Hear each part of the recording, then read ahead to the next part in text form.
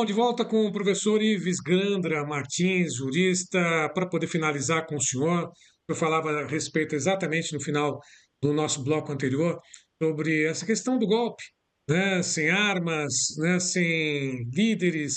Isso não foi, de alguma forma, orquestrado, não digo, mas pelo menos direcionado para que fosse apontada uma única voz ou um único responsável, porque o que a gente tem hoje é uma sentença praticamente pronta, né, para a prisão do ex-presidente Bolsonaro. O senhor acha que em todos os momentos ele foi o alvo dessa situação toda, dessa voracidade de alguns ministros, até do Supremo, nesse sentido, do suposto golpe, doutor Ives?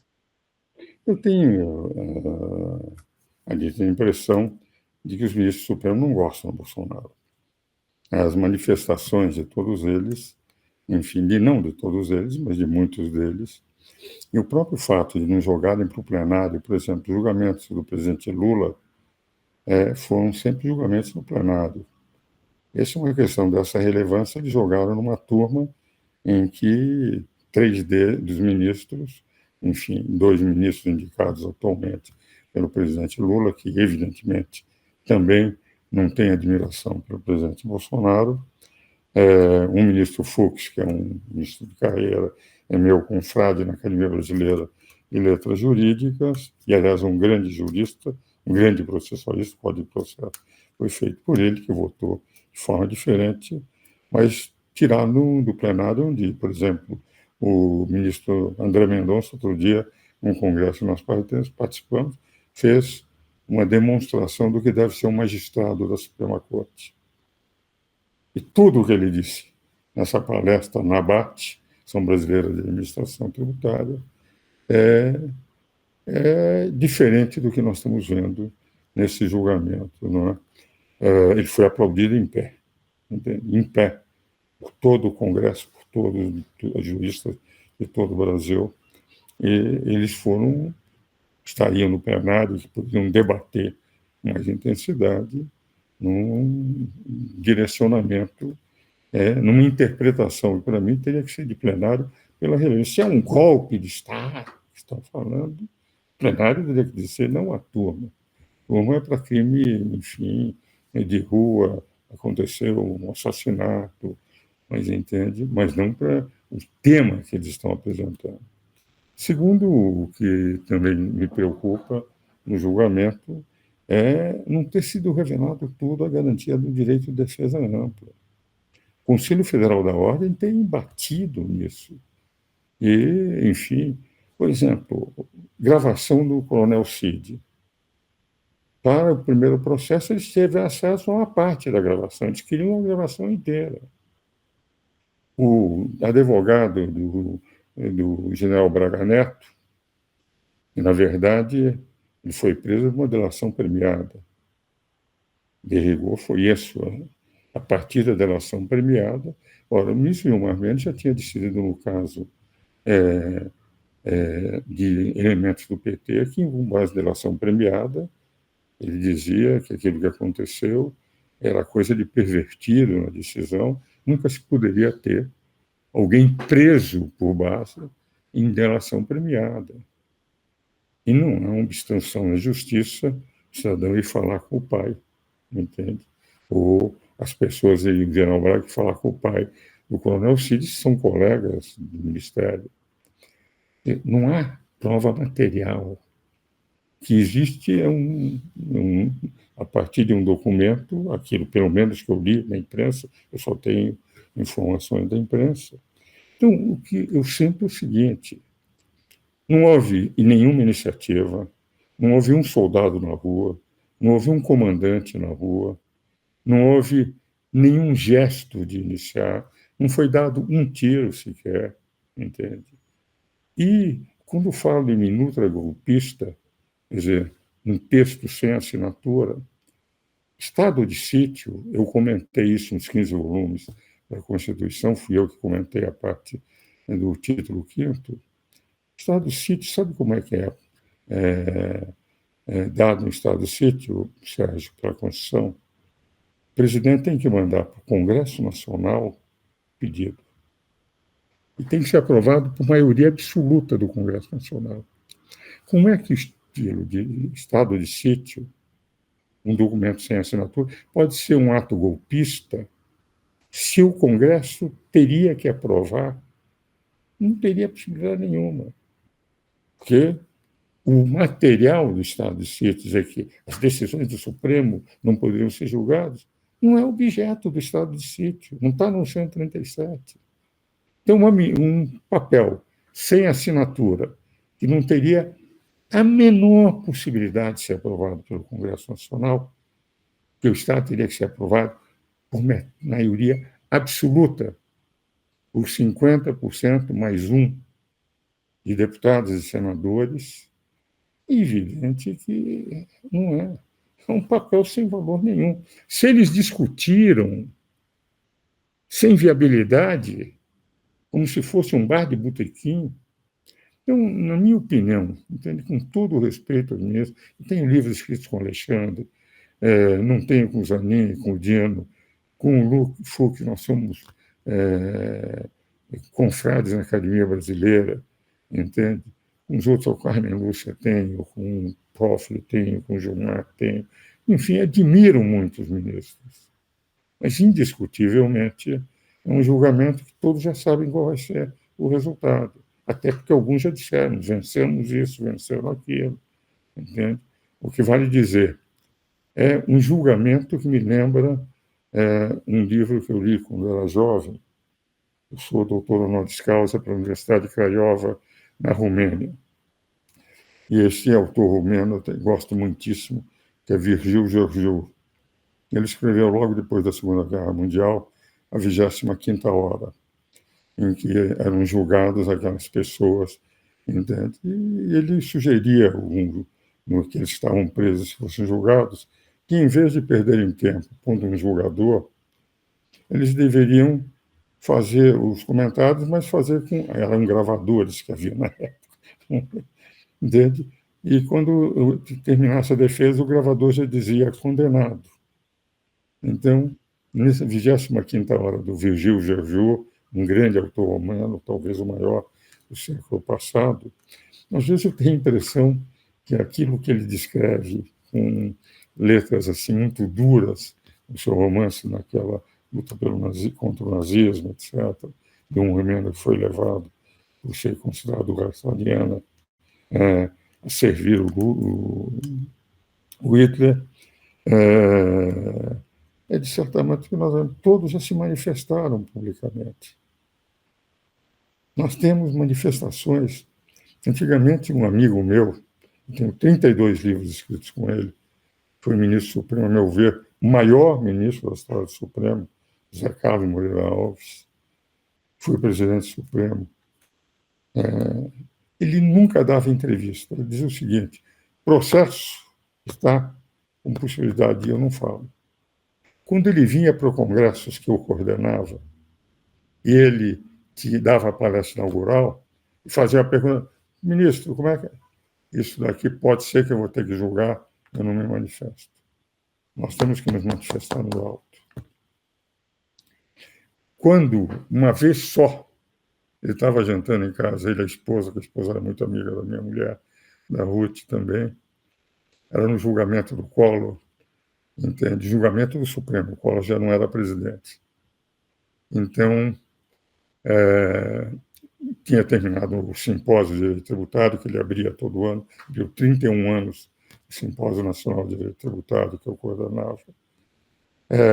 Ele disse, e eu nunca o tratei, apesar da amizade, ele sempre me tratou de doutor Ives e eu sempre de ministro, porque havia um respeito natural.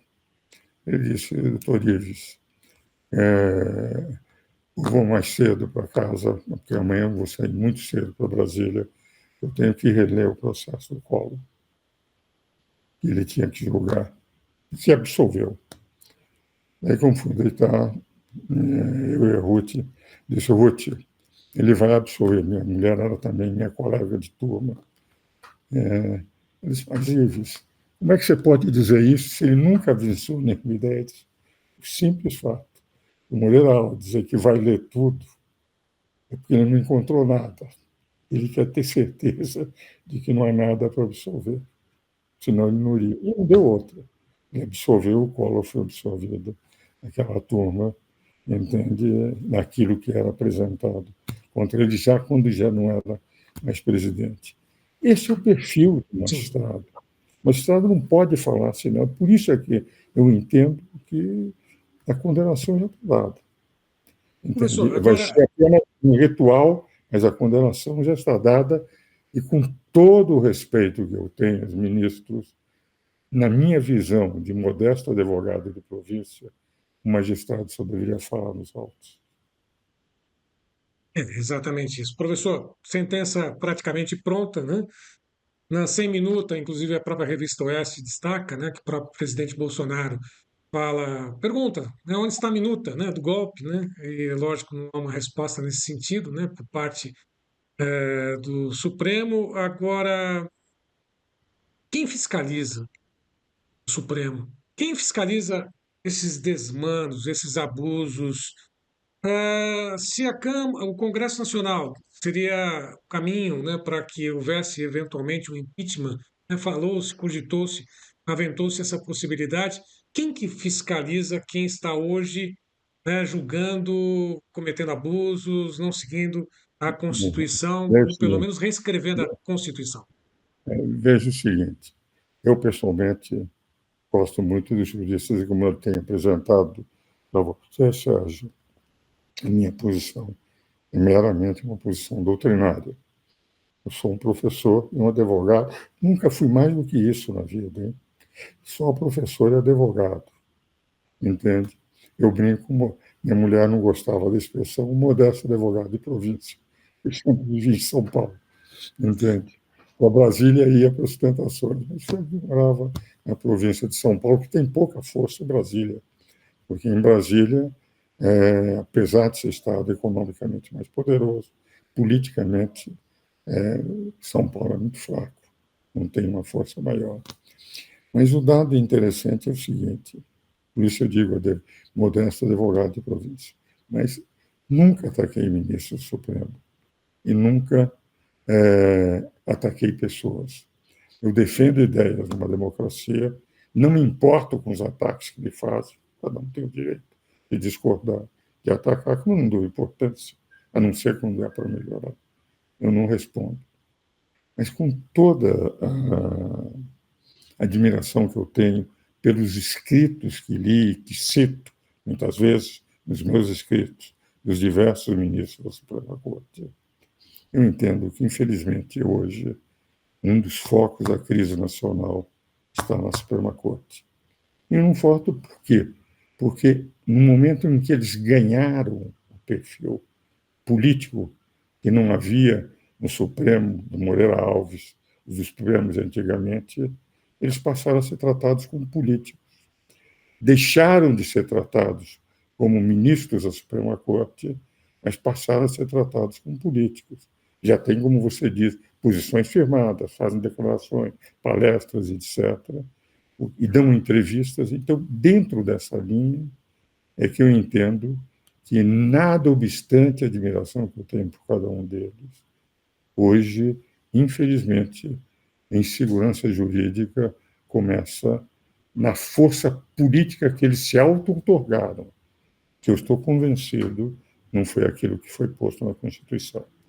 Mas é uma palavra de um doutrinador de 90 anos, sem força nenhuma. Quem tem a caneta para decidir o que é o direito no Brasil não sou eu, são eles. E dizia um grande jurista, Arzua, do Paraná, direito é aquilo que a autoridade concede. Isso, exatamente. Professor, para encerrar com o senhor agora, agradecer imensamente esse papo que nós tivemos, essa conversa, essa aula, sem dúvida nenhuma, né? Aproveitando cada minuto. Conclave, né? Nós temos agora o próximo Papa, né? Isso, de alguma forma, né? A morte de Francisco, o novo Papa. Como é que fica a situação da do catolicismo, assim, da Igreja Católica no mundo. Mais uma etapa a ser seguida, caminho que vem pela frente. Apaziguar um pouquinho essa situação seria qual o principal papel do futuro Papa, né? Crise econômica, paz, qual seria o principal Mesmo papel assim, do futuro Papa? minha posição é muito simples. Eu vou à missa diariamente, há quase 60 anos. Eu acredito firmemente na vida depois da morte. Perdi minha mulher, que foi minha colega de turma, começamos a namorar aos 18 anos, no cursinho para a faculdade. Uso ainda a aliança dela, eu não me considero vivo, mas separado. Uso a minha aliança e a dela no meu escapulário. Quer dizer que eu vou encontrá-la. O que vejo também é o seguinte: desde Pio IX, quando nós tivemos a perda dos estados pontifícios, que eram estados em que o Papa tinha que manter exércitos para defender os territórios que tinha, agir como político. A Igreja ganhou uma outra dimensão, a dimensão exclusivamente espiritual. Se nós pegarmos os Papas Pio IX até Papa Francisco, nós só tivemos santos. Pio IX, Pio X, Leão XIII, Pio XII, Papa João XXIII, João Paulo I, João Paulo II, Bento XVI, teólogo fantástico. A Igreja ganhou seu papel espiritual. Todos os vaticanistas, na escolha do João Paulo II, na escolha do Papa Francisco, na escolha do próprio João XXIII, errado. Fulano de tal é favorito. Não. Quem decide num congresso, para mim, é o Espírito Santo. E sei que nós estamos rezando para que o Espírito Santo escolha um bom Papa. É evidente que nós estamos vivendo um mundo, enfim, pulverizado com uma série de doutrinas, etc.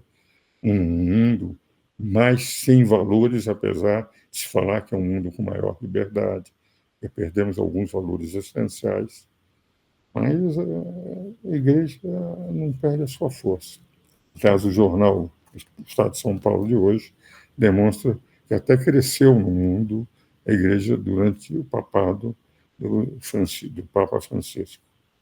Então, o que eu tenho a dizer é o seguinte: eu não sou especialista, mas sei perfeitamente que os especialistas, por mais que eles digam, vão apresentar no fulano, doutorano, ciclano, é o Espírito Santo que vai decidir. O Espírito Santo, eu estou convencido, nesse mundo conturbado, vai escolher um bom Papa para nós. A Igreja tem uma função espiritual. A Igreja não tem que se envolver, a não ser nos conceitos e valores que tem que dar, mas sou favorável a essa corrente, aquela favorável a esse político, aquele político. Ela tem que defender os seus valores. Nós, na vida cotidiana, é que temos que santificar o nosso trabalho.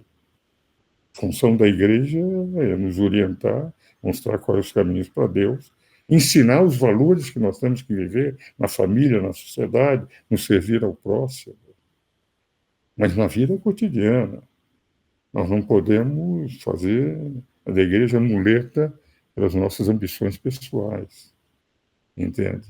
E creio que essa é a função fundamental da Igreja, entende? Ensinar a viver os valores que Cristo trouxe para o mundo.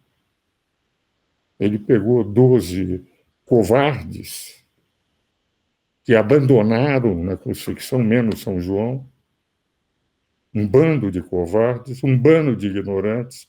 Mateus tinha alguma cultura, mas os outros, nenhuma deles era muito letrado, e fez o cristianismo. Se você vê os livros, os filósofos, a filosofia do século XI, XII, XIII, é toda uma filosofia católica, cristã. São Tomás, São Abelardo, Bernardo de Claraval, etc. Aqueles que formularam a universidade, o maior presente que a Igreja Católica deu para a humanidade em nível cultural, é fruto da Igreja Católica. Essa é a função da Igreja. Política não é função da Igreja. Ela tem que dar valores para que os políticos entendam para viver aquilo dentro da política. Mas isso é responsabilidade de nós, cidadãos comuns. Pormos na prática, santificando o nosso trabalho ordinário, santificando os outros com o nosso trabalho ordinário e santificando o próprio trabalho ordinário, a nós, o trabalho e os outros. Essa é a função da igreja. E eu estou convencido que o Espírito Santo vai indicar um bom Papa para nós. Certo. Professor Ives Gandra Martins, muitíssimo obrigado pela entrevista aqui ao Tempo e Dinheiro, ao público que nos acompanha Brasil afora. Mais uma vez, disponha aqui do nosso canal, disponha desse humilde repórter, desse humilde jornalista, para que a gente possa conversar em outras ocasiões, e assim o faremos. Muito obrigado, professor. Meu caro Sérgio, quem tem que agradecer sou eu. Você é um humilde jornalista, eu, um modesto advogado de província. Então, estamos bem os dois. Um Um abraço grande para o senhor. abraço, Sérgio. Tudo Obrigado, que é até de a bom. próxima. Tchau, tchau. Até. Bom, e a todos que estiveram conosco, mais uma vez, meu muito obrigado. Acompanhe nossas entrevistas nas mídias sociais do Tempo e Dinheiro. Vá lá, curta, comente, compartilhe. Faça parte também do clube de assinantes do TID. A todos que estiveram conosco, mais uma vez, meu muito obrigado.